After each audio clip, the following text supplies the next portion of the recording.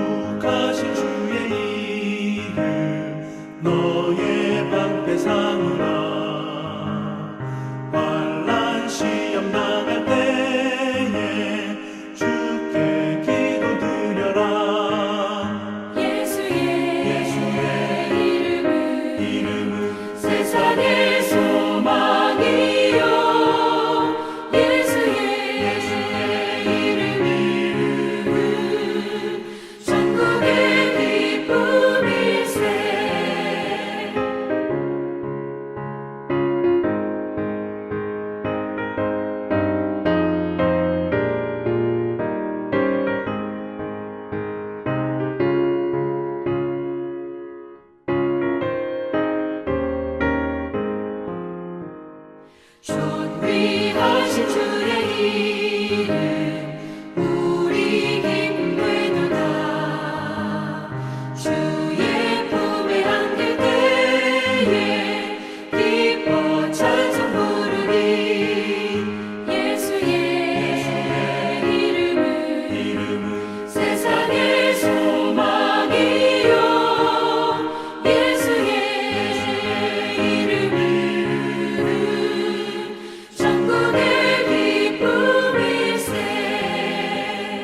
우리 갈 길 나간 후에 보좌 앞에 나아가 왕의 왕께 경배하며 면류관을 드리리. 예수의 이름은 세상의 소망이요. 예수의 이름은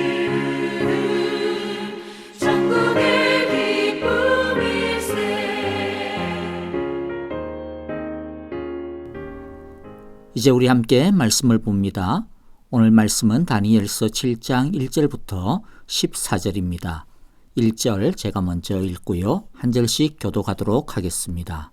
벨사살이 바빌론 왕이 된 첫 해에 다니엘은 잠자리에서 꿈을 꾸면서 머릿속으로 환상을 보고 그 꿈을 적었다. 그가 적은 내용의 줄거리는 다음과 같다. 다음은 다니엘이 한 말이다.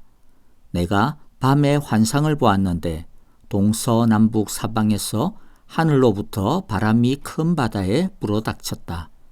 그러자 바다에서 모양이 서로 다르게 생긴 큰 짐승 4마리가 올라왔다. 첫째 짐승은 사자와 같이 보였으나 독수리의 날개를 가지고 있었다. 내가 살펴보고 있는 동안에 그 날개들이 뽑혔다. 그 짐승은 몸을 일으키더니 사람처럼 발을 땅에 디디고 섰는데 사람의 마음까지 지니고 있었다. 또 살펴보니 다른 짐승, 곧 둘째 짐승은 곰과 같았는데 뒷발로 서 있었다. 그 짐승은 갈빗대 3개를 물고 있었는데 누군가가 그에게 이렇게 말하였다. 일어나서 고기를 많이 먹어라. 그 뒤에 내가 또 살펴보고 있는데 또 다른 짐승이 나왔다. 그것은 표범처럼 생겼으나 등에는 새의 날개가 4개나 있었고 머리도 4개나 달려 있었으며 아주 권위가 있어 보였다. 그 뒤에 내가 밤의 환상을 계속 살펴보고 있는데 넷째 짐승이 나왔다. 그것은 사납고 무섭게 생겼으며 힘이 아주 세었다. 이 짐승은 쇠로 된 큰 이빨을 가지고 있어서 그것으로 먹이를 잡아먹고 어슷들이며 먹고 남은 것은 발로 짓밟아 버렸다. 이 짐승은 앞에서 말한 짐승들과는 달리 뿔을 10개나 달고 있었다. 내가 그 뿔을 유심히 살펴보고 있자니 다른 작은 뿔 하나가 그 뿔들 사이에서 돋아났다. 먼저 나온 뿔 가운데서 셋이 새로 돋아난 그 뿔에 밀려서 뿌리채 뽑혔다. 새로 돋아난 뿔은 사람의 눈과 같은 눈을 가지고 있었고 입이 있어서 거만하게 떠들었다. 내가 바라보니 옥좌들이 놓이고 한 옥좌에 옛적부터 계신 분이 앉으셨는데 옷은 눈과 같이 희고 머리카락은 양털과 같이 깨끗하였다. 옥좌에서는 불꽃이 일고 옥좌의 바퀴에서는 불길이 치솟았으며 불길이 강물처럼 그에게서 흘러나왔다. 수종드는 사람이 수천이요 모시고 서 있는 사람이 수만이었다. 심판이 시작되는데 책들이 펴져 있었다. 내가 보고 있는 동안에 작은 뿔이 크게 떠드는 소리를 들을 수 있었다. 내가 살펴보니 넷째 짐승이 살해되고 그 시체가 뭉그러져서 타는 불에 던져졌다. 그리고 그 나머지 짐승들은 그들의 권세를 빼앗겼으나 그 생명은 얼마 동안 연장되었다. 내가 밤에 이러한 환상을 보고 있을 때에 인자 같은 이가 오는데 하늘 구름을 타고 와서 옛적부터 계신 분에게로 나아가 그 앞에 섰다. 옛부터 계신 분이 그에게 권세와 영광과 나라를 주셔서 민족과 언어가 다른 뭇 백성이 그를 경배하게 하셨다. 그 권세는 영원한 권세였어 옮겨가지 않을 것이며 그 나라가 멸망하지 않을 것이다. 아멘. 다니엘서 6장까지 역사적인 스토리를 담은 내용들이 끝이 나고 7장부터는 다니엘이 받았던 환상, 계시에 대한 내용들이 시작이 됩니다. 그 중에서 7장은 전체 환상의 서론격에 해당이 됩니다. 짐승들, 즉 악한 세상의 나라들과 하나님 나라의 대조와 대결, 그리고 그 결말을 보여줍니다. 그런데 대결이라고 해서 무슨 팽팽한 대결이라고 생각하면 안 됩니다.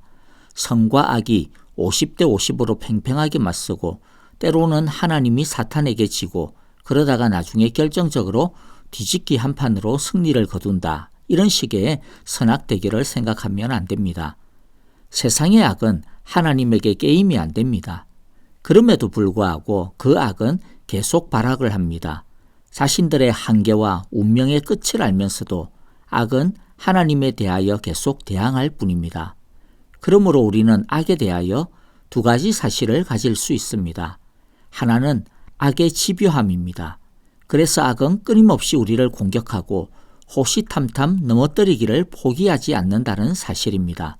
그러므로 죄와 악에 대하여 아이고 이만하면 됐지, 이만하면 이겼어 라고 방심하면 안 됩니다. 또 하나는 악의 허무함과 파멸입니다. 아무리 죄와 악으로 잘 나간다 할지라도 그것은 영원히 지속될 수 없습니다. 하나님의 심판과 진노를 계속 쌓아가고 있을 뿐입니다. 해변가에 쌓아 올린 모래성과 같습니다. 아무리 그럴싸하게 오랜 시간 동안 공들여 만들어 놓아도 밤이 되면 다 떠나갈 것들입니다. 파도가 밀어닥치면 금방 허물어질 것들에 불과한 것입니다. 그러므로 악과 죄로 쌓아 올린 성공을 부러워할 필요가 전혀 없습니다. 그것을 뿌듯해하는 것은 너무나 어리석은 것입니다. 이제 본문을 좀 더 살펴보겠습니다. 1절에 다니엘이 벨사살이 왕이 된 때에 환상을 보았다라고 합니다. 우리가 이미 살펴보았듯이 벨사살은 바빌론의 마지막 왕으로 나옵니다. 그런데 역사적으로 좀 정확하게 이해를 하자면 벨사살은 정식 황제는 아닙니다. 우리 식어로 표현하면 세자 정도에 해당이 됩니다. 아버지 왕이 아직 살아 있었습니다. 그런데 아버지 왕이 자기 아들 벨사살을 일종의 부황제로 세우고 함께 통치를 하였습니다.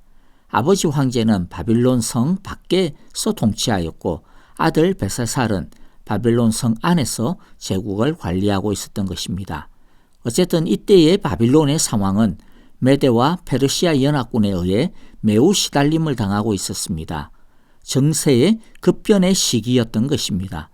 바빌론이 무너진다라고 하는 것은 단순히 한 나라가 무너지는 차원이 아닙니다. 세계의 질서가 완전히 뒤집어지는 재편이 되는 엄청난 일이 일어나는 것입니다. 바빌론의 포로로 잡혀왔다가 이제 좀 형편이 나아져서 바빌론에서 적응도 하고 또 바빌론에서 어느 정도 정착을 해나가고 있었던 다니엘이나 또 이스라엘 백성들의 입장에서 본다면 얼마나 불안한 정국이겠습니까? 하나님은 이런 급변하는 상황, 이런 불안정하고 불안한 상황 속에서 강대국의 틈바구니 속에서 마음 졸이며 살아갈 수밖에 없었던 이스라엘을 위하여 다니엘에게 이 세상의 의미를 지금 보여주시려고 하는 것입니다. 그래서 이 말씀은 오늘 우리에게도 너무나 필요한 말씀입니다. 우리의 상황에 꼭 필요한 말씀입니다. 오늘날 우리들도 얼마나 불안합니까? 세상의 긴장과 변화의 흐름은 정신없이 몰아치고 있습니다. 사회적인, 경제적인 위기가 전부가 아닙니다. 세상의 문화나 정신들을 보면 반하나님적이고 반성경적인 물결들이 너무나 거세게 일어나고 있습니다. 어떻게 이런 세상 속에서 앞으로 살아갈 수 있을지 조금만 진지하게 생각을 해보면 참 답답해지고 또 제대로 살아갈 수 있을까 하는 걱정들이 몰려듭니다. 이러한 때에 하나님은 다니엘에게 환상을 주셨듯이 우리에게도 다니엘의 그 말씀을 통하여 이 세상을 바로 이해하고 해석하고 또 바라볼 수 있는 안목과 또 소망을 우리에게 주시려는 것입니다. 이 말씀들을 통하여서 우리는 이 세상을 잘 준비할 수 있게 되기를 바라고 축복합니다. 2절부터 8절은 이 세상의 나라에 대하여서 보여줍니다. 2절부터 3절을 보면요. 하늘에서 내 바람이 큰 바다에 불어닥칩니다. 하늘은 하나님의 권세를 뜻하고 내 바람은 온 사방을 뜻합니다. 그리고 큰 바다는 악한 세상, 하나님의 창조 질서를 위협하는 세력을 뜻합니다. 즉 하나님의 권세, 통치가 온 세상을 뒤덮고 있음을 뜻합니다. 특별히 하나님의 심판의 통치를 뜻합니다. 이 세상의 진짜 통치자는 하나님입니다. 세상의 나라의 힘이 아무리 세도 하나님의 바람 앞에 아무것도 아닙니다. 아시리아가 아무리 세도 하나님이 바람을 일으키시니까 바벨론에 의해 뒤엎어졌습니다. 바빌론이 아무리 강하고 스스로 뽐내어도 하나님이 또 바빌론에 메대와 페르시아라고 하는 바람을 일으키면 그들은 사막 속으로 사라지고 말 뿐이라는 것입니다. 하나님의 바람을 거스릴 수 있는 나라는 아무도 없습니다. 결국 지금 일어나고 있는 이 격변도 하나님의 통치, 하나님의 심판 아래에 있다라고 하는 것을 다니엘에게, 이스라엘에게 가르쳐주고 있는 것입니다. 우리도 이 큰 바다 위에 불고 있는 하나님의 바람을 바로 이해할 줄 알아야 할 것입니다. 그 다음 3절부터 8절은 이 세상 왕국의 속성에 대해 보여주고 있습니다. 세상 왕국은 2절처럼 하늘의 바람, 하나님의 주권 속에서 세워졌음에도 큰 짐승이라고 표현되어진 것처럼 하나님의 통치를 거스르고자 하는 속성을 지니고 있습니다. 바다에서 나온 네 짐승, 즉 사자, 곰, 표범, 넷째 짐승은 앞으로 전개될 세상 왕국을 나타냅니다. 그런데 이런 것들을 해석할 때 너무 자잘한 것에 집착하면 안 됩니다. 그러다 보면 진짜 본질적인 의미를 놓치기 일쑤이기 때문입니다. 중요한 것은 이 짐승들, 즉 세상의 왕국, 세상의 권세, 힘이 갖는 속성입니다. 하나님께서 말씀하시는 이 세상의 속성이 무엇입니까? 짐승과 같은 폭력성입니다. 탐욕입니다. 이 세상에 나타날 어떤 나라, 어떤 권세도 그 안에는 항상 이러한 폭력성과 탐욕이 존재한다는 것입니다. 아무리 이 세상의 나라들이 뜨고 진다고 하더라도 그들 안에는 똑같은 짐승과 같은 속성들이 모양만 바뀔 뿐이지 계속 이어진다라고 하는 사실입니다. 도리어 7절에 나오는 10뿔이 달린 짐승의 모양처럼, 그리고 8절에 나오는 사람의 눈이 달리고 입이 있어 말을 하는 작은 뿔처럼 시대가 흐르면 흐를수록 도리어 그 악도 발전하고 진화하고 아주 교모해질 것이라는 것입니다. 그러므로 우리는 권세, 아니 이 세상에 대해서 항상 주의해야 합니다. 그것은 기회가 생기면 언제든지 타락할 수 있다, 변질될 수 있다, 악할 수 있다라고 하는 죄의 경향성에 대해서 주의를 게을리하지 않으면 안 됩니다. 그래서 저는 우리 하나님의 사람들은 세상의 권세에 대해서는 선지자들처럼 항상 감시자의 역할을 해야 한다고 생각합니다. 우리 성도들은 세상의 프로파간다나 구호에 쉽게 따라가면 안 됩니다. 우리는 이 세상의 구호와 이론과 유행과 흐름을 항상 하나님의 말씀, 성경에 비추어 보아야 할 것입니다. 독버섯을 여러분 아시죠? 잘 아는 버섯이 아니고 야생에서 이게 먹을 만한 것인가 아닌가라고 하는 구별하는 제일 기본이 무엇입니까?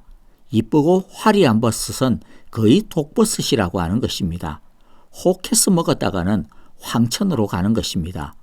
이것처럼 눈에 좋아 보이고 흥미롭다고 해서 휩쓸리면 안 됩니다.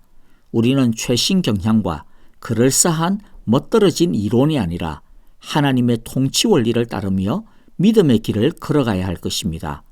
9절부터 14절은 이 세상과는 달리 이 세상을 다스리시고 심판하시는 하나님의 나라를 보여줍니다. 세상의 나라가 아무리 포악하게 날뛰어도 하나님은 만왕의 왕이 되시며 온 세계의 심판주가 되십니다. 9절에 보면 세상을 다스리시는 하나님의 보좌를 보여줍니다. 하나님은 어떤 분이십니까? 옛적부터 항상 계신 분이시며 하늘 보좌에 좌정하여 계십니다. 그분은 항상 계십니다. 지금도 보좌에서 통치하십니다. 그분의 옷은 눈과 같이 시고 머리털은 양털같이 깨끗합니다. 그의 다스림은 항상 공의롭습니다. 거짓이 없습니다. 항상 선합니다. 그리고 옥좌에서는 불꽃이 일고 옥좌의 바퀴에서는 불길이 치솟았으며 불길이 강물처럼 그에게서 흘러나옵니다. 라고 말씀합니다. 그 하나님의 통치와 심판이 미치지 않는 곳이 없고 미치지 아니하는 시대가 없습니다. 그 심판 앞에서 버티고 이겨낼 수 있는 것이라고는 하나도 없습니다. 11절과 12절을 보면 그렇게 자신의 힘을 자랑하고 뽐내던 짐승도 하나님의 심판의 불길 앞에서 쓰러집니다. 작은 뿔도 큰 소리 내고 떠들지만 하나님의 심판 때까지 겨우 숨줄만 붙어 있을 뿐입니다. 13절과 14절은 매우 중요한 구절입니다. 하나님의 이 통치, 심판을 집행하는 한 인물이 등장합니다. 인자 같은 이가 하늘 구름을 타고 옵니다. 이것은 인자 같은 이분이 즉 사람의 모습을 지녔지만은 그러나 실상은 사람이 아님을 보여줍니다. 하늘 구름을 타고 온다라고 하는 것은 그가 하나님의 신성을 소유하였음을 뜻합니다. 사람이지만 사람이 아니라 신성을 지녔습니다. 그는 옛적부터 항상 계신 이에게 나아가서 권세와 영광과 나라를 받습니다. 그의 권세와 나라는 영원하며 옮겨가지도 아니하며 다른 이 세상의 나라들처럼 멸망하지도 아니할 것입니다. 그런데 이 인자 같은 이가 누구입니까? 바로 성육신하신 예수님입니다. 예수님은 하늘과 땅의 모든 권세를 가지신 분입니다. 그래서 예수님은 항상 자신을 인자, 즉 사람의 아들이라고 스스로 칭하셨습니다. 그것은 예수님의 인성을 의미하는 말이 아닙니다. 도리어 예수님이 하늘로부터 오셨음을 뜻합니다. 인자란 예수님께서 다니엘서 7장에서 하나님께서 이 세상을 심판하시도록 보내실 바로 그 통치자, 구원자, 심판자이심을 입증하시는 칭호인 것입니다. 우리의 이름은 예수님의 심판책 안에 없습니다. 그러므로 염려할 것이 없습니다. 하지만 이 세상의 유행과 정신과 죄와 함께 서 있다가는 함께 휩쓸려 다칠 수가 있습니다. 구원을 얻어도 피투성이가 될 수 있다라는 말입니다. 말씀을 마무리하겠습니다. 이 세상의 힘과 악의 짐승이 아무리 미쳐 날뛰어도 예수님의 통치와 심판 앞에서는 전부 꼬꾸라질 뿐입니다. 그러므로 세상의 풍파가 우리 앞에 아무리 몰아친다 할지라도 예수님 안으로 피하면 됩니다. 예수님은 우리를 위협하는 죄와 악을 벌하시고 우리를 보호하시고 구원하시기 위해 권세를 가지고 오셨습니다. 예수님이 우리의 보호자이심을 기억합시다. 예수님이 우리의 구원자이심을, 우리로 하여금 하나님의 승리의 노래를 부르게 하실 우리의 왕이심을 굳게 믿는 저와 여러분들이 되시기를 바라고 축복합니다. 이제 우리 찬양과 더불어 기도하겠습니다. 오늘 말씀 속에서 감사할 것들 감사하고 회개할 것들 회개하며 결단할 것 결단하고 헌신할 것들은 헌신하는 기도의 시간이 되기를 바랍니다. 코로나 바이러스가 맹위를 떨치고 있습니다. 코로나로부터 우리 성도님들의 가정과 직장, 교회를 지켜보아소서. 그리고 속히 건강하고 안전하게 빨리 끝나게 하소서라고 기도합시다. 아프신 성도님들과 중보의 기도가 필요한 가정들을 위하여 기도해 주실 때 특별히 박윤경 전도사님, 정계자 전도사님, 김윤호 아기와 그리고 이두상 집사님의 회복을 위하여 기도해 주시기를 바랍니다. 여러분, 예수님을 굳게 붙드는 화요일 되시기를 바랍니다. 안녕히 계십시오. 감사합니다. 세상은 들리고 사람들은 변하여도 나는 주를 섬기리. 주님의 사랑은 영원히 변하지 않네. 나는 주를 신뢰해. 오직